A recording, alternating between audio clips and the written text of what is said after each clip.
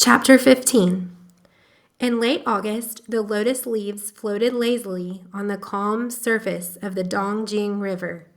The clouds seemed distant, and in the fields, drab after the harvest, buffalo ducked their horns and pulled their heavy plows, bearing the weight on their calloused shoulders, tossing up the flattened soil in readiness for the new plantings.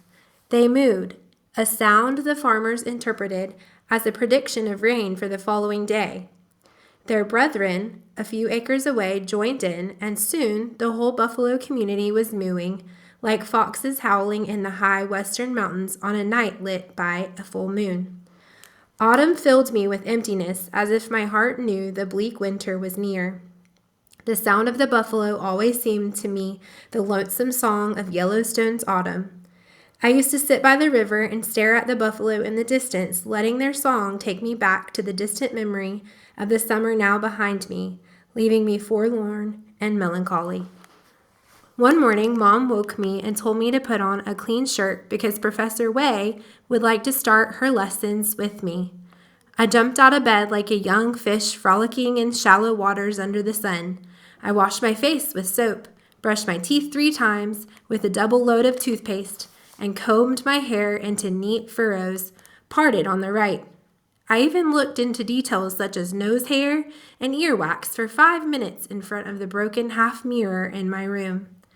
I carried my English book in my school bag and walked along the deserted alley instead of the broad street for fear of getting teased by my friends, who usually took up their positions at the bridge and laughed at every soul who passed.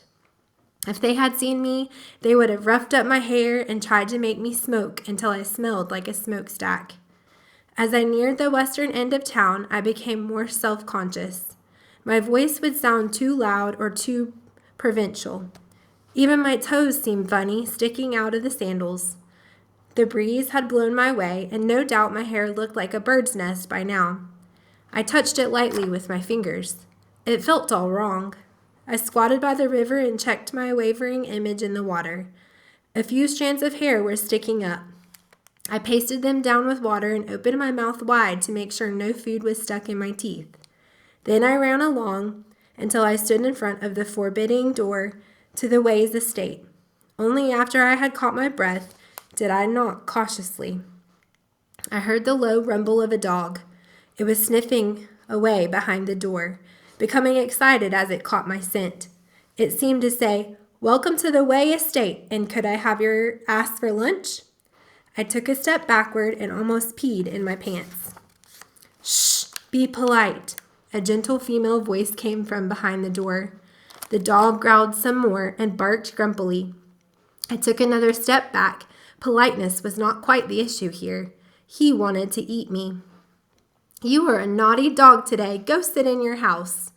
The voice became firmer this time. "Gee, how about locking him up? He was only a flesh-eating animal." He dragged his feet away, shuffling along the ground, reluctantly leaving. No doubt his eyes still lingered on the door. No doubt he was still full of evil thoughts about having me for lunch. After all, it was a man-eat-dog or dog-eat-man world out there. The door opened, and a white-haired Professor Wei smiled like a white lily in full bloom. "Come in, please," she said in English. My mind rapidly searched for an answer. I knew, "Sit down, please." Our teacher used to say that sarcastically whenever I stood scratching my head, unable to answer any of his questions. Professor Wei wanted me to do something, but I did not know what. I didn't know whether to step forward or backward, to nod or to shake my head, until she gestured with her hand for me to come in. "Thank you, thank you." I used up the only other 2 English words I knew in one single sentence, then kept my eyes left and right and looked for the fabled animal who was probably whetting his teeth on stone and ratcheting his appetite up for my skinny behind. "It should not be 'tank you.' It should be 'thank you,' with the tip of her tongue between your teeth," she said as I followed her into the garden.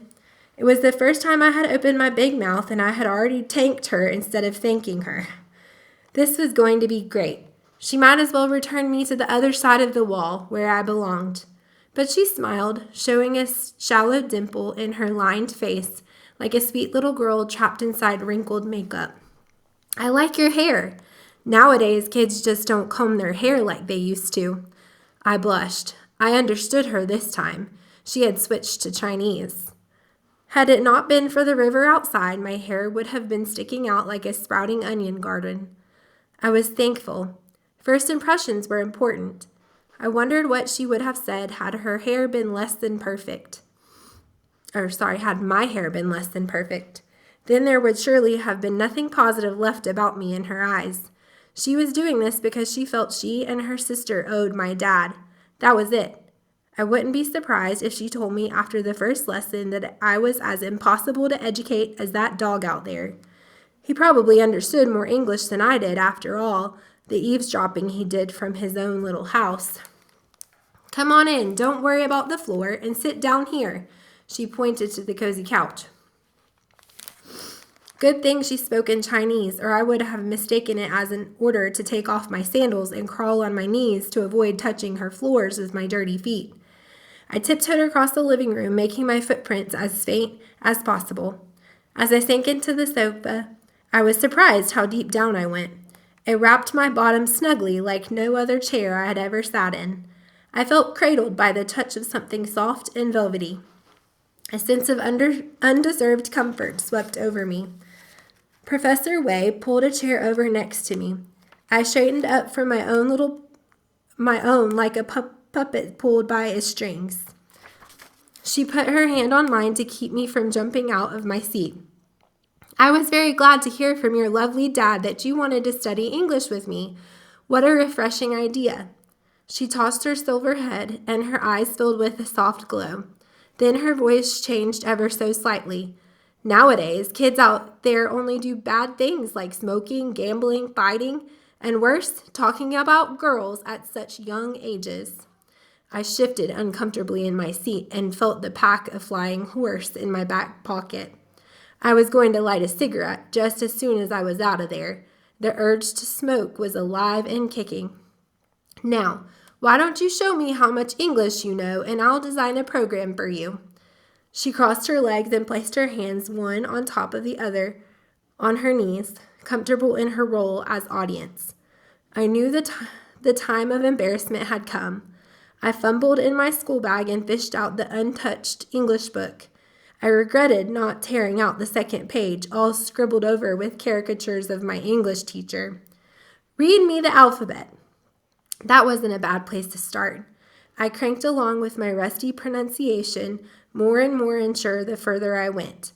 I was red-faced at G, sweating at H, trembling at I, and lightheaded at J. The English sounds seemed to block my air passage, and my lips went dry. I almost choked on those strange vocal cord twisting letters. She stopped me just in time. It's hard, isn't it? I nodded, red-faced and mortified. I don't want you to pronounce those letters from your imagination. You made up some of the sounds as you went along, didn't you? Now follow me. She half closed her eyes and read each letter slowly. A, B, C, D, E. She stopped and looked at me. You made E sound like A. Now try again. Her voice was like music to my ears. I wondered how different my life would have been had my goldfish-eyed teacher in school had 1/10 of her elegance. I imitated the movements of her mouth. She stopped at E, tilted her head, and listened quietly as I went over the letter until I beat it to death. Then she nodded reluctantly. We moved on. The last letter, Z, took us a good 3 minutes. No matter how hard I stretched my neck, I could not get it. She looked at me patiently with a slight frown, like a doctor trying to decide which remedy to use. I felt totally useless and stupid. So much for today. She was declaring me a failure. I wasn't wanted back because of my dirty feet and ignorance, I was sure. She was going to give a weak excuse to spare me, but when I was gone, she would say to herself in English, "What a terrible kid! Not only ignorant, but also impossible to cultivate. Perfect farmer material. My head went wild. You are very, very smart, I can tell from our first lesson. She cupped her tiny hands, which were still beautiful under her elegant chin. I am full of hope for you, she said. If only you would come every day. Her eyes were glowing with light as she looked at me. She was asking me to come back. I couldn't believe it. Hope filled me again as if I were a sagging balloon. I was ready to fly. I collected my bag and backpedaled toward the door, where my dear old friend the dog was staring at me. He breathed angrily through his dark, wet snout. You were lucky to stay that long and still be breathing, he seemed to say. He looked disdainful now. He had heard my terrible pronunciation, so bad that it had ruined his appetite. He, the defender of the elegant, wanted to kill me for mangling such a beautiful language. You loser, don't ever come back again. His ears popped up, his eyes narrowed. Be a good boy, back to your house, Professor Way said gently. The monster dragged his bushy tail and shot a hateful look at me over his shoulder before heading for his house. What a character! Did I have to deal with this grump every single day? When would it end? The day I lost my ass to him? I picked my way gingerly behind the monster, darted through the door, and let out a huge sigh as I fished out a flying horse. My eyes darted around, making sure Professor Way wasn't witnessing another deadly sin from her lofty window upstairs. I would have waited if I could, but my vocal cords were screaming with desire to be smoked red and blue, and my heart throbbed with the excitement of surviving this landmark day. I needed to calm down or I would find myself jumping into the cool river. I was overcome with mixed feelings of joy and sadness. This was a new start to my boring and hopeless life, but it would be a long uphill ride from the very bottom. The hill was Everest, and I was starting out somewhere under the Pacific Ocean.